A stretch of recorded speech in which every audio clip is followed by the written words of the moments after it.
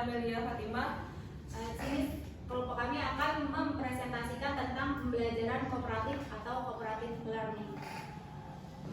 Di sini saya akan menjelaskan tentang pengertian cooperative learning secara lebih rinci ya. Pengertiannya adalah metode pembelajaran yang berfokus pada interaksi dan kolaborasi antar peserta didik dalam mencapai tujuan pembelajaran bersama-sama. Metode ini berorientasi pada kerjasama antara peserta didik dalam kelompok-kelompok kecil. Nah, kalau dalam cooperative learning ini, kelompoknya ini terdiri dari kelompok yang heterogen, di mana peran individunya itu sangat terlihat ya. Tidak hanya pada peran dari yang peserta didik yang mahir atau kurang atau belum paham saja, tetapi ini menjadi kompleks dalam berdiskusi tersebut. Selanjutnya ada teknik ya. Teknik-teknik kan sebelumnya sudah dipelajari oleh Bapak Ibu ya, sudah dipresentasikan. Di sini saya akan menjelaskan dan menyebutkannya saja secara penyebutan ya. Tekniknya ada banyak ya. Di antaranya ada team game turnamen, peer tutoring, merry-go-round, rotating trio exchange, jigsaw, student team achievement division, to stray, bamboo dancing, group investigation, number head together, dan lain-lain yang sudah kita ketahui bersama sebelum pertemuan sebelumnya. Selanjutnya di sini ada tujuan pembelajaran cooperative learning. Apa sih pembelajaran cooperative learning itu tujuannya? Gitu kan. Yang pertama itu meningkatkan hasil belajar. Setiap pembelajaran pasti meningkatkan hasil belajar. Yang ingin dicapai antara hasil belajar ini apa? Peningkatan dari daya berpikir peserta didik untuk menjadi lebih aktif. Yang kedua, menerima keberagaman pada teman dan lingkungan. Nah, di sini peran penting dari peserta didik yang akan menerima keberagaman dari antar temannya, di mana peserta didik yang aktif dan tidak aktif, di mana peserta didik yang aktif menerima keberagaman dari peserta didik yang tidak aktif untuk dapat bersama-sama berdiskusi, bertukar pikiran gitu. Jadi menyampaikan aspirasinya melalui kelompok. Yang ketiga yaitu mengembangkan keterampilan sosial.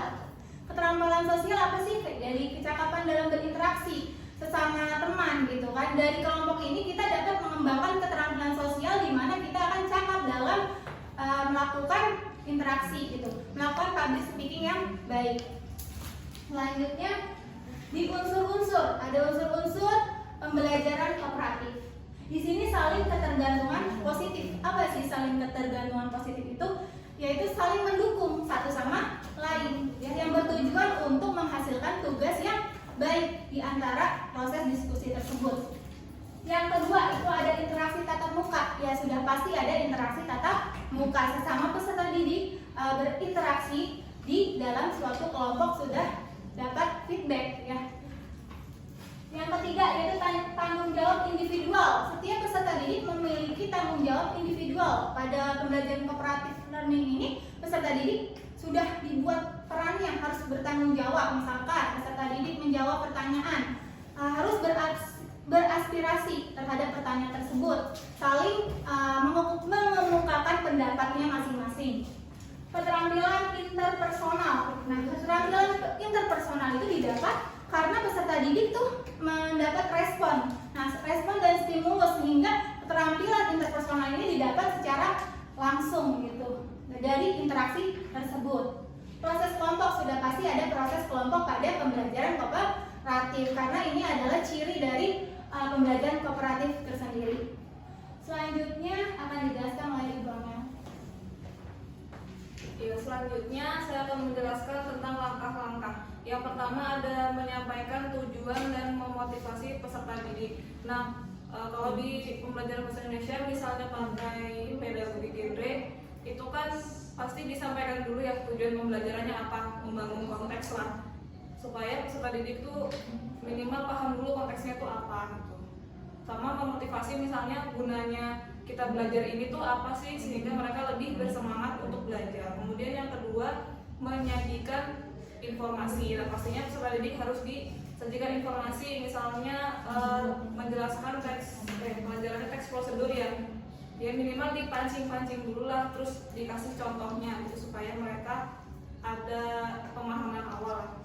Kemudian yang ketiga, mengorganisasikan peserta didik ke dalam kelompok. Nah ini ciri utama dari cooperative learning, yaitu guru membentuk kelompok-kelompok kecil untuk belajar. Kemudian yang keempat, membimbing kelompok bekerja dan belajar. Nah, si gurunya ini tidak hanya membagi kelompok saja, tapi selama tugas kelompok itu berjalan, guru juga harus membimbing peserta didik dengan melakukan mobilisasi.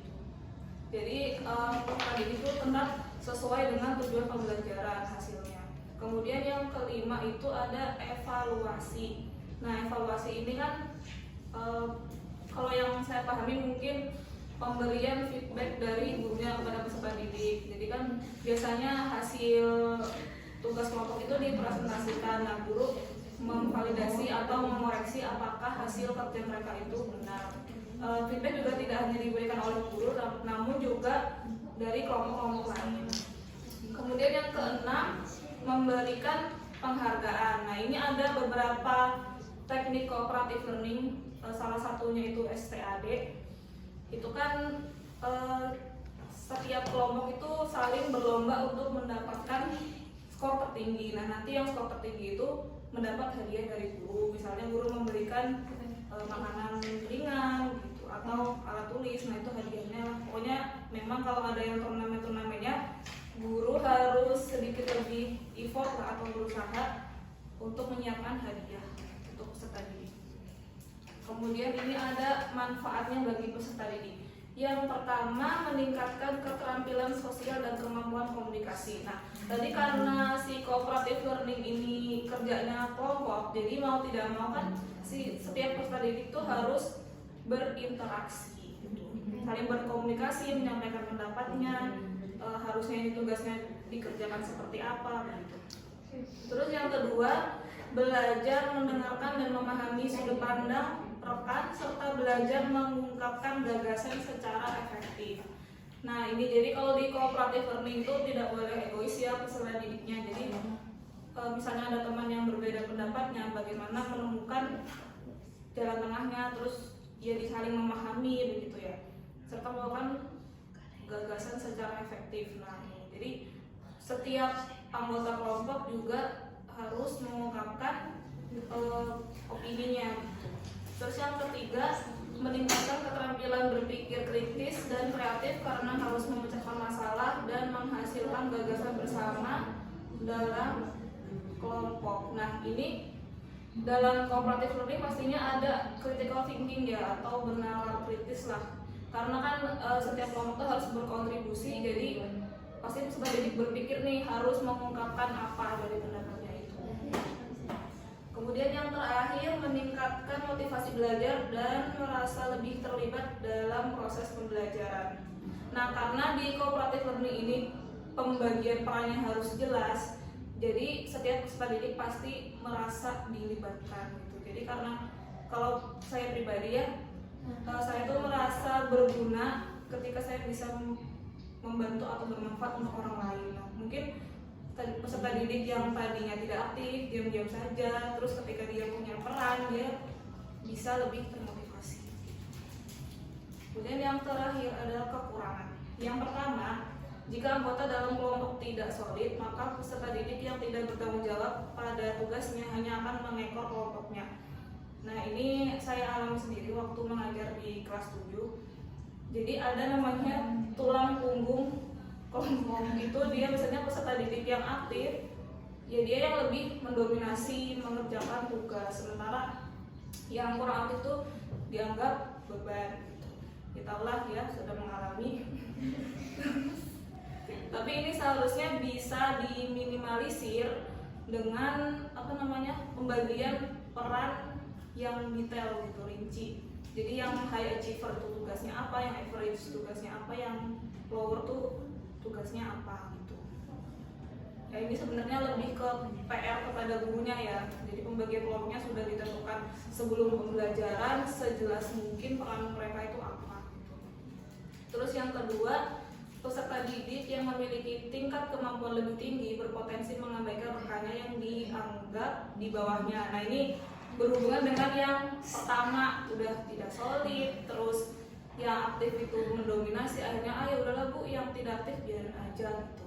Nah, ini seharusnya bisa diminimalisir dengan pembagian peran. Terus yang ketiga, jika tidak diarahkan dengan cukup baik, peserta didik bisa mengalami kesulitan dalam memahami materi secara komprehensif. Nah, ini kan karena tugasnya kelompok ya, terus pasti perhatian guru itu terbagi harus ke sini. Nah, itu biasanya mereka jadi agak kurang paham karena perhatian mereka tuh fokus ke kelompoknya sendiri. Tapi bisa diminimalisir dengan guru melakukan mobilisasi lebih aktif gitu. Dan misalnya si yang peserta didik yang high achiever atau yang pandai itu bisa mengajari teman-temannya yang kurang paham gitu. Sekian penyampaian materi dari kelompok kami. Apakah dari Bapak atau Ibu ada pertanyaan atau ingin menanggapi? Cukup. Terima kasih. Sekian. Kurang lebihnya kami mohon maaf. Wabillahi taufik wal hidayah. Wassalamualaikum warahmatullahi wabarakatuh.